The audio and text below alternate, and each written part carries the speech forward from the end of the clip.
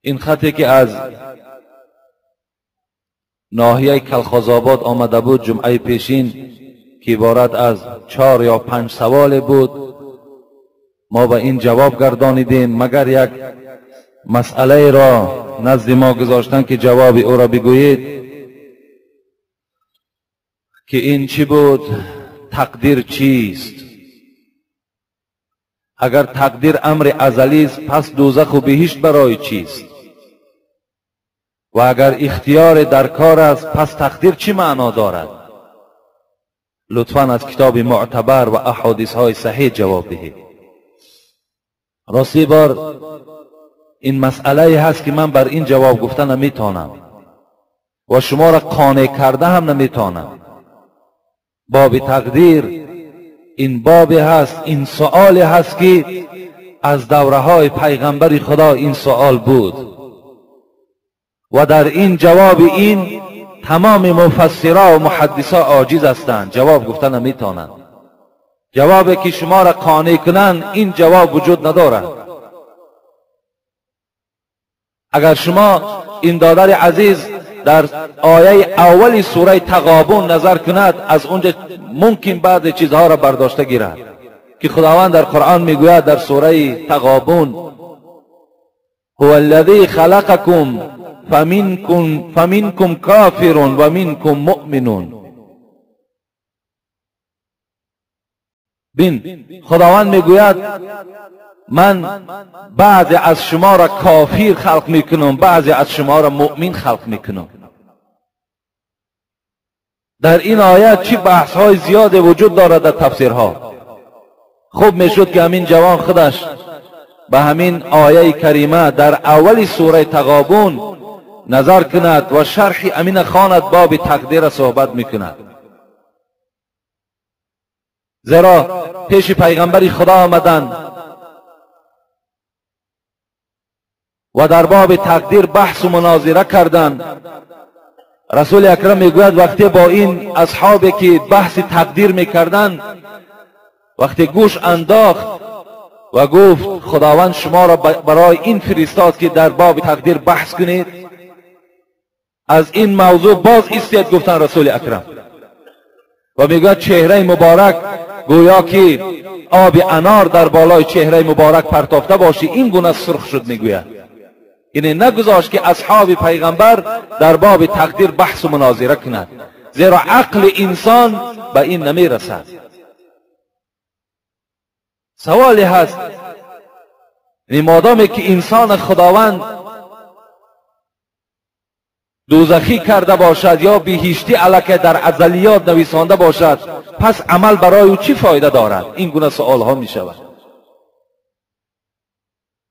نزد پیغمبر خدا آمدن گفتن ای پیغمبر فلانی بیمار است، اگر وی را ما طبابت کنیم آیا در تقدیر الهی یگان تغییرات پیدا می شود؟ رسول اکرم گفتن هی من قدر الله، اگر وی شفا یابد همون هم از تقدیر الهی است. حضرت مولوی را خدا رحمت کنند میگوید نه جنبد هی جنبنده ز یک سو، نخواهد تا که جنباننده او. هیچ چیز از جای خودش جنبیده نمیتواند، هیچ کس یک عمل خیر و شر را کرده نمیتواند تا اگر پروردگار راضی نباشد. نه جنبد هی جنبنده به یک سو، نخواهد تا که جنباننده او. که شاه از پیش خود شاه از کجا شد، کجا سائل ز پیش خود گدا شد. حضرت مولوی را نظر کنید میگوید این شاهایی که امروز بالای تخت نشسته و شاهی میکنند آیا اینا از پیش خود شاه شدند؟ نه، بلکه تقدیر الهی همین بوده است که این جوان یا این مرد و یا این زن باید که پادشاه شود. کجا سائل ز پیش خود گدا شد. این گداهایی که نزد دروازه ما و شما میآیند آبی چشم میکنند، زاره میکنند برای 20 درم ما و شما، آیا اینها از پیش خود تلبنده شدن؟ نه، بلکه در تقدیر اینها هم تلبندگی را خدا کشیده بوده است. اگر نقاش نیکان را سریشته، در اینجا زیشتان را کی نوشته؟ اگر پروردگار امروز اهل شما اهل سعادت هستین، شما اهل نیکبختا هستین، شما را امروز خداوند نیکبخت در ازلیات تا نویسانده است. پس اینها انسان‌هایی که امروز گرایی میکشند، امروز عرق نوشی میکنند، امروز مال یک برادر را میخورند، امروز زناکار هستند، امروز وجود خدا را انکار میکنند، اینها را کی آفرید؟ اگر نقاش نیکان را سریشته، در اینجا زیشتان را کی نوشته؟ حضرت میگوید همه در حکم تقدیرش دوانند و هر سوی که میخواند روانند. همه اینها در همون تقدیری که خداوند برای اینها کشیدگی است در همون راه رفته ایستادند. حتی میگوید مولوی بخاری سوی کافر هم مبینی، مبادای فروزت شمع دینی. حتی کافر میگوید با یک طریق حقارت نگاه نکن، شاید که انا همون کافر باز همین اسلام قوت ببخشد. تو از کجا میدانی؟ چندین کافرها امروز در کتابا ما و شما میخوانیم که از تمام دولت‌های مترقی اسلام میارند در آخر عمرشان. معلوم شد که اینها در ازلیات اینها خداوند یک دوره را به کفر کشیده بود و این دورش باز آخر عمر اینها را باز به اسلام مبدل گردانیده است. این در ازلیاتش بوده است. از این خاطر هر عملی شما، انا همین آمدن شما به مسجد در ازلیات شماست. از اینجا باز سلامت خانه رفتن شما در ازلیات شماست. همه عمل شما به تقدیر وابسته است. وقتی حضرت عمر به ملک شام رفتن، نماینده ها آمدن که ای عمر، در ملک شام کسل وبا آمده است، کجا می روی؟ حضرت عمر در جاش ایستادند و با عسکرها امر کرد که پس می گردیم، باز مدینه می رویم. مردم گفتند ای عمر، می رویم به ملک شام، اگر در تقدیر ما باشد بیماری، بیمار می شویم، اگر در تقدیر ما نباشد بیمار نمی شویم. حضرت عمر چی گفتند؟ نفر من قدر الله الى قدر الله، می گریزیم از تقدیر خدا به سوی تقدیر خدا. انا همین گریختن من، ندر آمدن من به ملک شام، ایشان تقدیر الهی است. گفت از این خاطر در باب تقدیر بحث های خیلی زیاد است. من علال خصوص از جانب خودم گپ میزنم، من عاجز هستم، من جواب تقدیر به هیچ کدام شما معین کردن نمیتونم. اگرچه حدیث های زیادی خواندم، اگرچه آیه های زیادی در قرآن تفسیرهاش نگاه کردم، لیکن هیچ خلاصه برآوردن نمیتونم. در هر یک سوالی او باز یک سوال دیگه پیدا میشه. از این خاطر از همه شما جوانای عزیز، علال خصوص این برادر کلخاز آبادی، خواهش من این است که در باب تقدیر بحث مناظره نکن، فقط به سوی پروردگارت راست شو، از خدا بترس، انشاءالله تو نیکبخت میشوی. داملای عزیز، من صنف 10 میخوانم، روزهای جمعه میخواهم و دوست میدارم که در صحبت شما اشتراک کنم، لکن در درس مکتب هستم. اگر معلم را فریب دهم یا یگان بهانه کنم و مرا جواب دهد، من گناهگار میشوم یا نه؟ یعنی این جوانی که از ما خواهش کردن تا که معلم خود فریب دهد یا یک بهانه پیدا کند و آمده فرض الهی را ادا کند، من بر این جوان که چندین بار من این جواب گفتم باز میگویم و خواهد گفت، این است که وقتی که تو الله که معلم خود فریب میدهی یا یک بهانه میکنی، تو در 2 گناه مبتلا میشوی. در 2 گناه، یکی فریب دادن، دروغ گفتن، این خود گناه است. دوم جهل و جاهلی و بیدانشی تو خودش گناه است. از این خاطر از همه شما دادرای عزیز خواهش میکنم که کدام شما اگر مکتبی میاینا میخوانین، اگر در صنف هم که شما باشین، تصور کنین که شما در نماز جمعه هستین. ترا نیت نیک است، لکل امرئ منهم ما نوا گفت از پیغمبر. از برای هر یک شخص میرسد آن را که نیت میکند. نیت تو نیک است، دل تو به نماز جمعه میسوزد، خداوند تو را از ثواب این جمعه برخوردار میکند.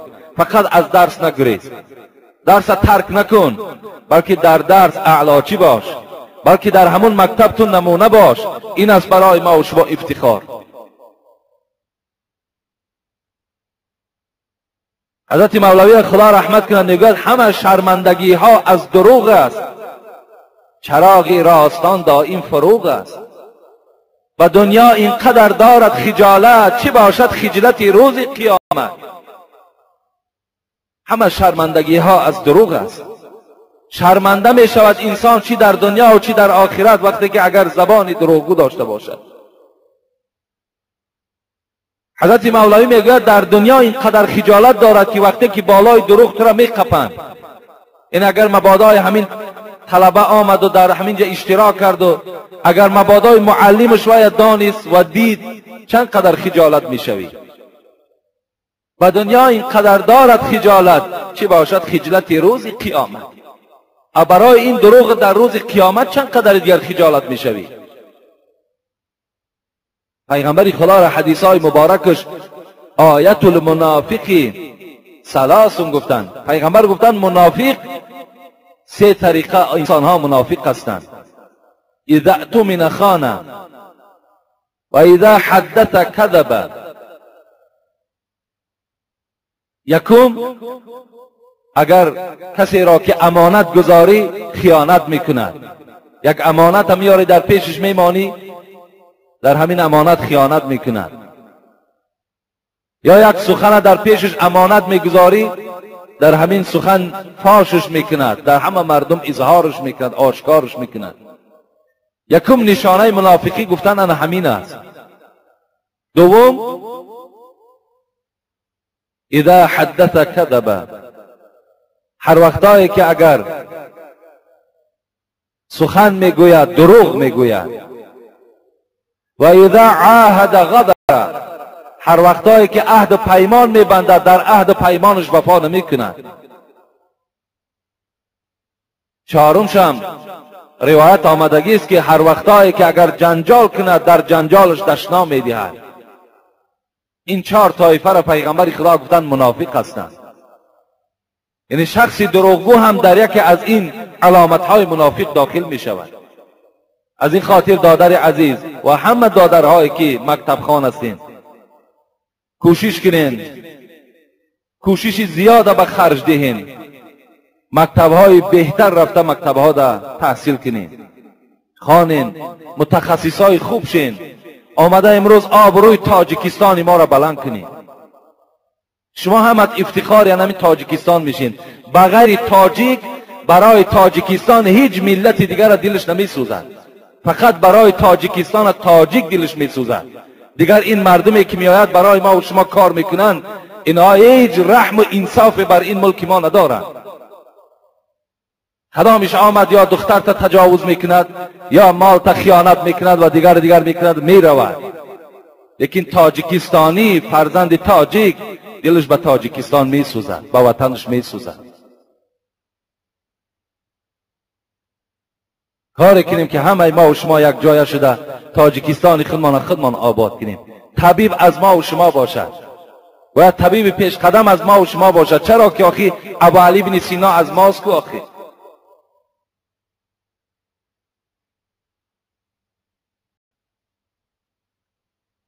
چی خوش گفت دانای شیرین مقال، که بدانیش انسان نیابد کمال. خدا رحمت کند شاعر میگه کسی که دانش ندارد وای کمالات ندارد. کسی دانش و فهمیش ندارد وای آینده ندارد، وای برکات ندارد. آدم جاهل همه فریب میدهد. آدم جاهل در هر کار استفاده میبرند. کاری کنید که شما از جمله دانایان شوید.